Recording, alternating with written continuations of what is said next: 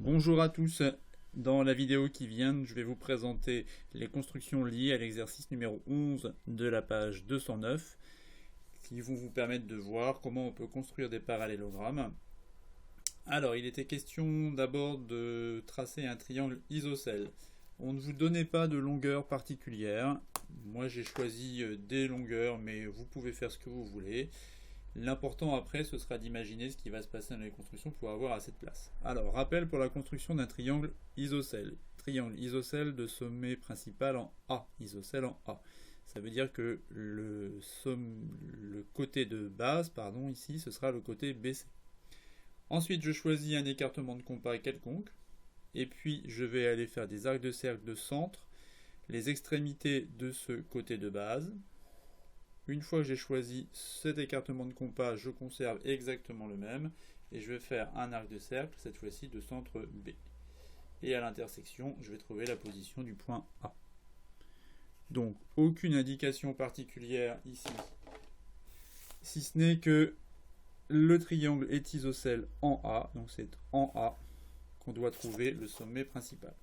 Donc voilà pour la première question, construire un triangle isocèle. Jusque-là, c'est pas très compliqué. Codage ici pour indiquer que ces deux côtés ont la même longueur. Ensuite, on vous demandait de construire un triangle, un parallélogramme, qui va s'appeler ABMN,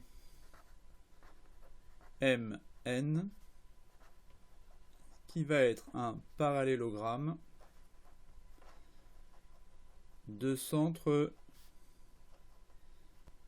C. Voilà l'indication qu'on vous donne.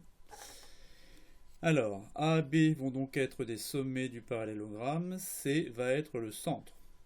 Si C est le centre du parallélogramme, ça veut donc dire que c'est l'intersection de ces deux diagonales. Donc, ça veut dire que les diagonales de mon parallélogramme, elles vont être obtenues en poursuivant ici les segments AC et BC. Et puis en retenant quelque chose qu'on a appris ensemble, c'est que si ABMN est un parallélogramme, alors ces diagonales se coupent en leur milieu. Pour aller chercher les points M et N et finir la construction, je vais donc prendre mon compas, prendre l'écartement BC ici et le reporter de l'autre côté entre guillemets du point C, et prendre l'écartement AC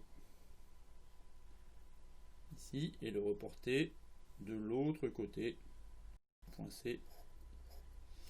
Donc aux intersections ici de mes deux arcs de cercle avec les demi-droites que j'ai tracées, j'aurai les points qui permettent de construire mon parallélogramme ABMN.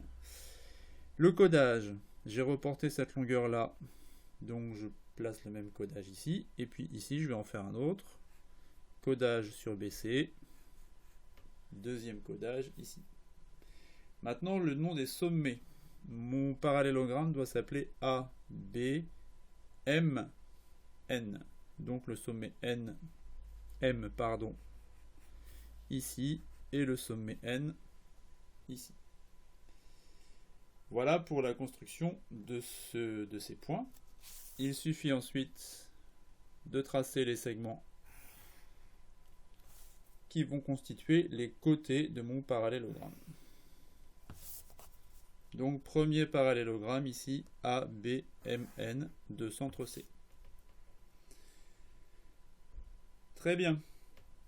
Deuxième construction que l'on vous demandait d'effectuer, on vous demandait de construire un parallélogramme qui va s'appeler cette fois-ci ACRS et qui sera un parallélogramme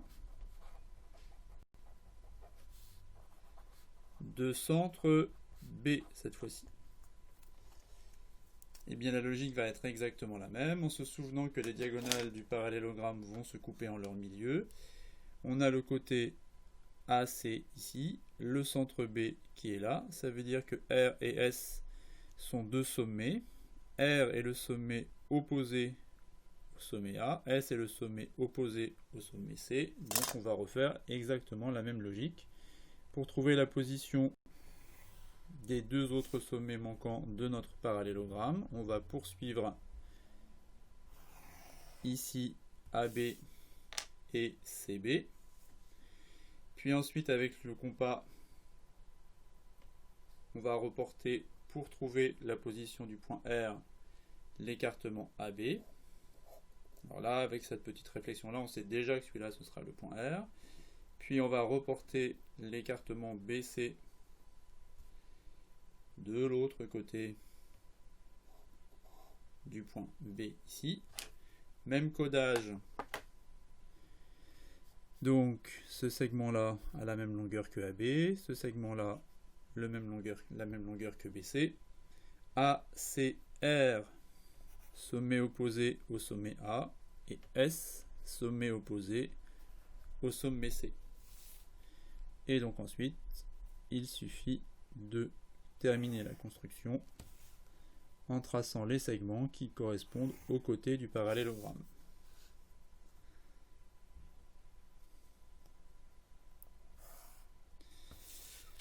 Voilà ici pour cet exercice qui demandait de bien maîtriser et le vocabulaire et les propriétés du parallélogramme pour pouvoir le construire et le terminer. À bientôt, bon travail, au revoir.